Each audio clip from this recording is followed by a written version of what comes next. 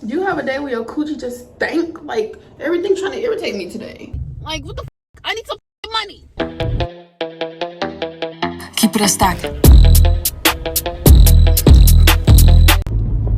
What's up? So, pretty much I was able to get a notice. I believe it was on the 1st of December or the last day of November. I think it was the 1st of December though. And they pretty much said that I have to be out of my apartment by the 14th, the eviction is gonna take place on the 15th from like 9:30 to like 2 p.m. So obviously, if I can't figure everything out, everything's gonna be moved before then, and I just won't even be there on the 15th. But I don't know. I'm really struggling right now. Like, I'm on the way to housing resource. I don't know. I'm having a tough time right now. It's not even about like being in this situation. I think it's the little things that go on after it. Right now I feel really bad because I'm like struggling trusting God. I'm struggling to trust God right now. Like, I was on my hands and knees in my closet just praying, bless me to trust you, because I know you always make things work out. And I'm not even sad right now. I don't know, maybe it's just I just feel bad because I want to fully wholeheartedly trust in the Lord, and I do. But if I do, why am I stressing about what could or could not happen? Because at the end of the day, I still don't know what's going to happen. But I know that I have faith, and I know that things are going to work out in my favor. It's just really hard being in the middle of a situation and just not knowing. So that's just what I'm going through right now. And then on top of that, like, I don't know, a small part of me just keeps replaying what my mom was saying to me yesterday. You don't have anywhere to go. You don't have anywhere to go. You don't have anywhere to go. You don't have anywhere to go. You don't have anywhere to go. Like, that's all she was saying to me.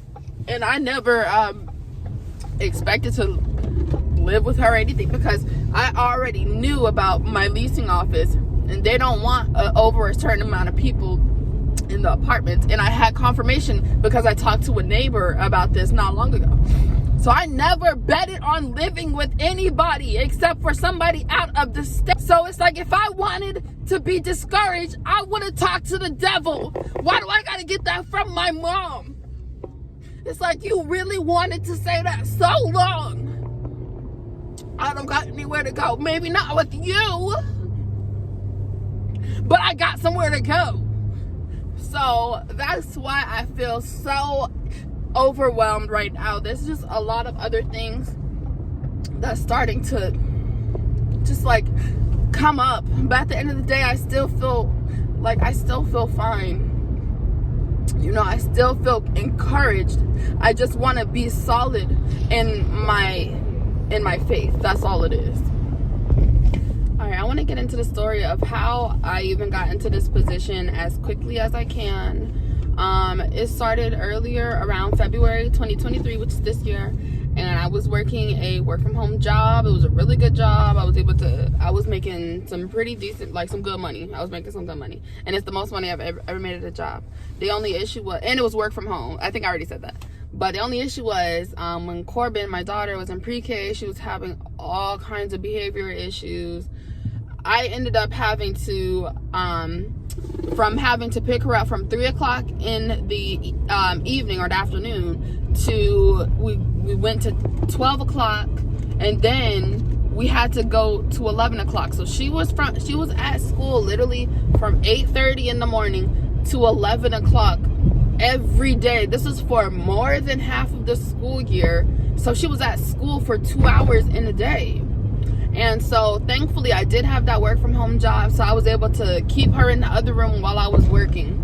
Ultimately, before it got to the point where I had to just keep her in the room and she knew what I expected of her while I worked, I was always having to leave my job early, even though it was work from home. And my bosses, we had a headquarters a few cities away, but my bosses were on the other side of the country in Oregon. So it's just like, they're obviously going to be watching, but I'm always communicating, hey, my daughter's having some issues. I'm the only one who can be there for her. I got to pick her up, but I'll be right back on the clock. It was that every day and multiple times a day. Like I said, this was before we got to the 11:30 point. And I want to say something too. There was a point in time where we tried to extend the day back to 12 o'clock and then back to 3 o'clock. But those days were the days where I was called to pick her up again, to do whatever. You know, we're still working through it, and it's getting better. But regardless, I'm just always being called to save my child because of whatever issues she's giving her teachers. Also during that time, I was starting to feel like I'm really creative right now. I always love to make content when I'm feeling creative, because sometimes it fades away real bad. So I'm feeling creative. My daughter already cutting up at school, so I'm not trying to go the extra mile at my job to stay, because I'm already on and off the clock. You know, I'm working my shift, but I'm already leaving to get her. My lunch breaks were specifically to get her from school. I didn't even have a lunch, even though I'm work from home. It's just like, if you work from home, you know what I'm talking about. Yes, we are at home. We could be butt naked if we wanted to, but you still have a job to do. So in the midst of feeling creative and doing all of this stuff, I'm working less.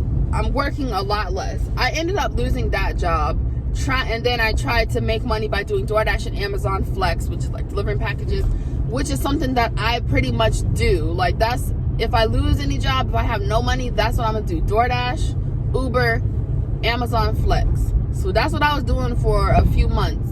This is where I started to fall behind, because not only am I paying rent, I am at the point where my resources have dried up. And deeper into my social media stuff, posting, creating, and I end up getting my very first brand deal for $1,000. I only had like 600 followers on TikTok, and this was so promising to me because I really needed that money at the time, and it just showed me how sustainable social media can be. So I started to get little brand deals, and it wasn't sustainable yet, but with the brand deals on top of DoorDash and Amazon and whatever, it still wasn't enough. And so pretty much I feel like you can kind of figure out where the story is going. I'm not able to pay my electric. I can't pay my internet. So I gotta just keep putting all the money into the rent and the car. Those are my most important bills. Eventually, I don't have enough money to put towards these things. Not only do I not have money to put towards my car and my rent now, but all of my other bills that I stopped focusing on so I can pay these two bills, they're months past due. They're months past due. It's a snowball effect that you can never escape unless you have hella money. Like, what the f? I need some money. I'll say two more things and then I'll be done. But first thing, earlier this year, my mom was living in New York. She's here now full time. But while I was going through all these issues with Corbin, she's in New York. My dad ended up moving from Maryland to Williamsburg. But when he got to Williamsburg, it's like we talk a whole lot less. Like, I thought I was going to be seeing him every weekend. I don't know. Like, I don't know. I'm still trying to figure out my thoughts on everything. It's a lot. You have to understand how I feel. Like, it's a lot of emotions that I'm going through right now, you know? I'm not angry with anybody. A small part of me, like, tries to find little things to be angry with people. But I'm just not angry. I just don't want to be in this situation. I just want to be happy. Because anytime my money starts messing up, that's when my mind starts messing up. That's why I start having these thoughts of, like, wanting to do stuff. I don't like doing that stuff. Like, I don't like being in that mindset. So it's hard, you know. I don't want to be this way. I don't want to be feeling any type of way or sad. But I don't know. Because I don't talk to anybody about my situation, this is so therapeutic for me. Like, this is so therapeutic. I feel like I'm not getting any judgment with myself because I know what I'm going through. I know what I'm going through. And one day I'm going to be looking at this like, oh my God, I'm so glad that I went through that, or I'm so glad that I'm over that. I don't know. It's going to be something triumphant at the end of this. That's for sure. So it's ugly right now, but it's not going to be forever. So anybody, you going through this too, bitch, me too. And we're strong, and don't give up. Because I'm not giving up. I was going to, but why? Why do I need to do that? That's going to make my life a whole lot harder.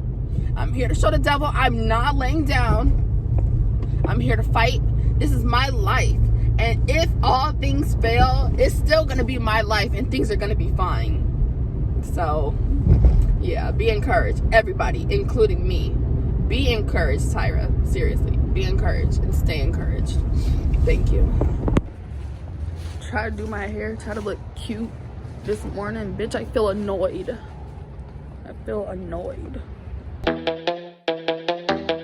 Keep it a stack.